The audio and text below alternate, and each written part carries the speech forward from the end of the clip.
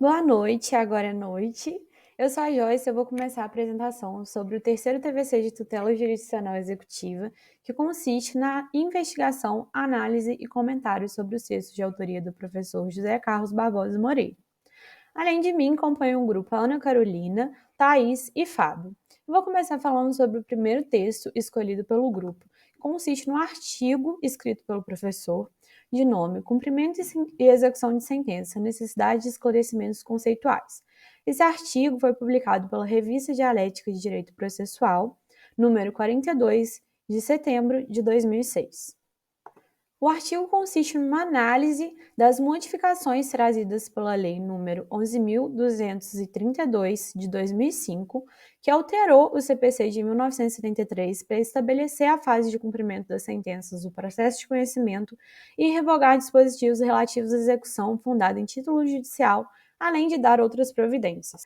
Antes de adentrar na análise e investigação do artigo escrito pelo professor, o grupo procurou trazer os artigos citados ao longo do artigo, bem como as suas correspondências e remissões no CPC de 2015. O artigo foi publicado em 2006 e, nessa época, o Código de 1973 ainda estava em vigência.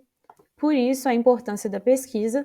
No caso de alguns artigos, a gente conseguiu encontrar correspondências diretas a artigos de 2015, em outros casos não, mas buscamos trazer as remissões. Bom, passando rapidamente, todas as disposições estão citadas nos slides. Em alguns casos, a gente percebeu que houve a criação de seções específicas para tratar sobre o tema, como foi o caso, por exemplo, da execução por quantia certa, que antes estava prevista no artigo 646 e seguintes do Código de 73, no caso das ações de prestações de fazer, não fazer e de entregar coisa, e no caso das disposições dos temas no Código, a gente percebeu que, enquanto essa lei em análise trouxe a criação do capítulo do cumprimento de sentença no título referente ao procedimento ordinário, hoje a gente vai encontrar o cumprimento de sentença dentro do livro 1 do processo de conhecimento do cumprimento de sentença, sendo que o título 1 vai tratar especificamente sobre o procedimento comum, enquanto o título 2 trata do cumprimento de sentença, perdão. Bom, feitas essas considerações, vamos para a análise do artigo. O professor ele vai começar falando sobre o novo processo sincrético. Basicamente, ele vai trazer que as modificações trazidas por essa lei, elas consistiram na junção das atividades cognitiva e executiva, não havendo mais diferenciação formal entre processo de conhecimento e execução. Ele cita as exceções das hipóteses do artigo 475-N, parágrafo único, e de ser devedora à fazenda pública, e fala que esse modelo ele foi chamado de modelo processual misto ou modelo sincrético. Ressalta ainda que a lei não aboliu a execução e que o intérprete não pode igualar duas coisas totalmente distintas, quais sejam a execução e o processo de execução. Ainda nesse item, o professor ele vai criticar a colocação desse novo capítulo trazido pela lei no título do procedimento ordinário e livro do processo de conhecimento. Ele cita que a matéria contida no livro ultrapassa as matérias referentes ao processo de conhecimento. É nesse momento que ele cita o artigo 275, assim como o artigo 899, parágrafo 2º. Logo em seguida, no tópico 2, ele vai entrar sobre cumprimento e execução, relação entre as denominações do texto reformado. É a partir da leitura do artigo 475-I que depreende-se que cumprimento de sentença é uma noção mais abrangente de mais de uma figura, então ele vai procurar diferenciar as espécies. O professor diz que ao cumprimento de obrigação por quantia certa se dá um nome de execução, enquanto naqueles previstos no artigo 461, 461-A de 73, não caberia o nome de execução. Ele fala ainda sobre a possibilidade de um cumprimento lato sensu e cumprimento stricto sensu. E é no item 3 que ele vai falar sobre traços comuns a ambas as espécies. O item 3 e o item 4 são extremamente importantes para entender a imprescindibilidade da execução ou do cumprimento e suas diferentes espécies. Porque a gente vai perceber que o objetivo é dar efetividade de fato mediante a realização de atos complementares a sentenças incapazes por si só de proporcionar na prática o gozo do plano de direito reconhecido pelo juiz. Ou seja, nesses casos, a satisfação do direito ela vai requerer modificações no mundo físico, e não apenas no plano puramente jurídico. Ele explica ainda que antes dessa lei, no caso de obrigação por quantia certa, era necessária a instauração de todo um novo processo, com uma série de formalidades. e que agora o mesmo processo abrange atividade cognitiva e complementar, não se tratando apenas de obrigação de fazer ou não fazer, entregar coisa, mas também de obrigação de pagar a quantia certa. E é aí que ele cita que cada uma das hipóteses vai corresponder a um tipo próprio de atividade, os tipos podem variar, mas o essencial é ressaltar a imprescindibilidade de atos subsequentes à sentença para proporcionar efetiva satisfação ao litigante vitorioso. Trata do emprego da expressão cumprimento. Né? O autor ele busca fazer uma crítica à confusão existente na terminologia das palavras cumprimento e execução. Ele usa como base o exposto no capítulo 1º do título 8 do CPC de 73. Hoje, o equivalente a ele é a parte especial do livro 1 do processo de conhecimento e do cumprimento de sentença. Né? No decorrer do capítulo 5, ele explora como o rol taxativo presente no artigo 475N do CPC antigo, hoje, né, tendo como equivalente o 515, são todos títulos executivos judiciais, e todos eles podem ser base para execução, afastando a nomenclatura cumprimento, porque todos eles são execução, todos eles vão ser executados. Isso vai de encontro com o entendimento lato e estrito sensu previsto anteriormente para o cumprimento, que era responsável por essa divisão. O professor destaca ainda que a diferença entre cumprimento e execução, que a possível razão para essa separação terminológica, essa opção que foi feita, é para traçar uma linha divisória entre a execução, como a gente já conhece, o sentido tradicional, e outras medidas que possuem um fim análogo. Seriam esses o cumprimento de sentença. Seguindo nesse sentido, no capítulo seguinte, que trata sobre uma consequência lógica, é o nome do capítulo, ele explora o fato de que o processo de execução pode ser dispensado em ações de obrigação por quantia certa, para que seja empregada a terminologia correta que está lá no artigo 475, como a gente disse, né, foi substituído pelo 515, ou seja, a execução. E isso se trata de uma inovação por excelência, o que faz com que o autor do texto, o professor Barbosa, acredite que essa sentença deveria estar no rol das classes executivas, não devia estar separado.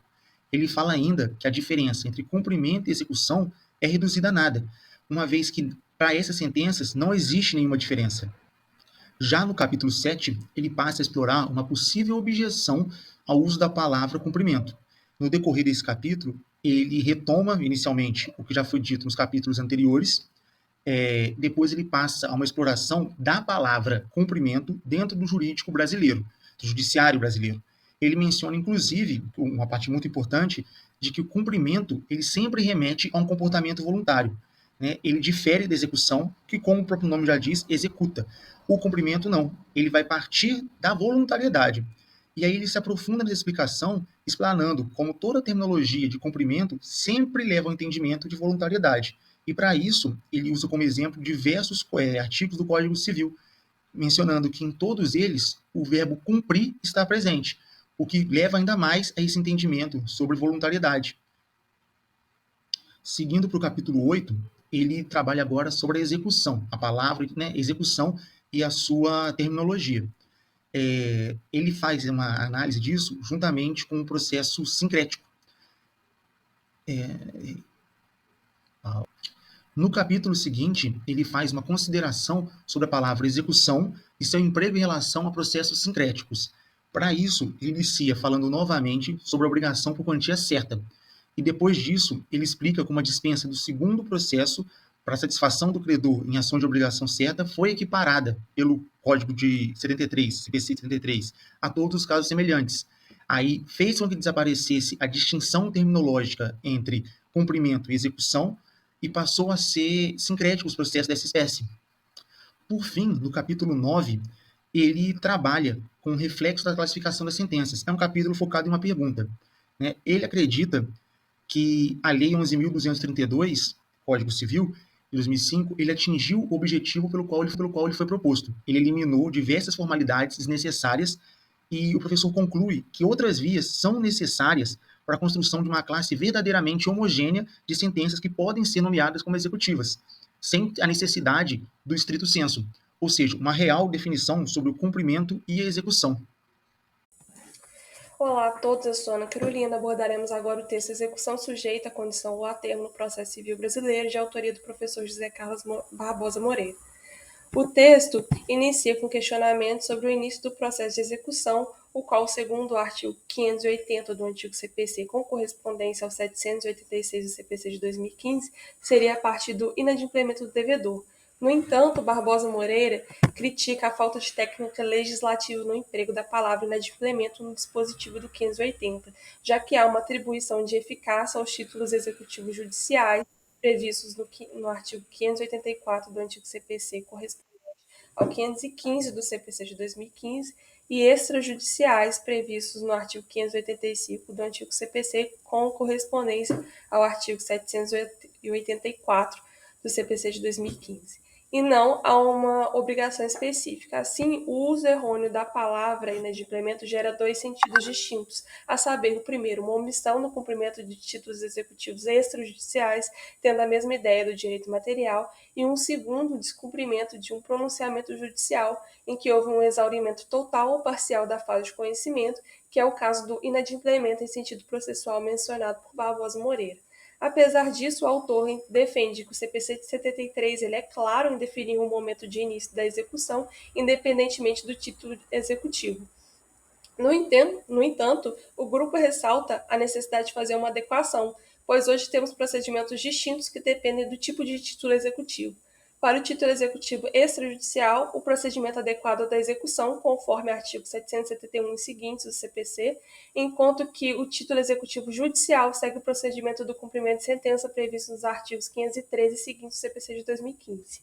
Assim, o cerne da discussão do texto está no artigo 572 do CPC de 73, o qual corresponde ao 514 do CPC de 2015, que trata da condenação condicional a termo, a qual se utiliza da definição de condição estabelecida no Código Civil, sendo no antigo Código, no artigo 114, e no vigente, no artigo 121, obtendo as formas condicionais resolutivas e suspensivas, sendo a última trabalhada pelo autor para delimitar o campo de discussão.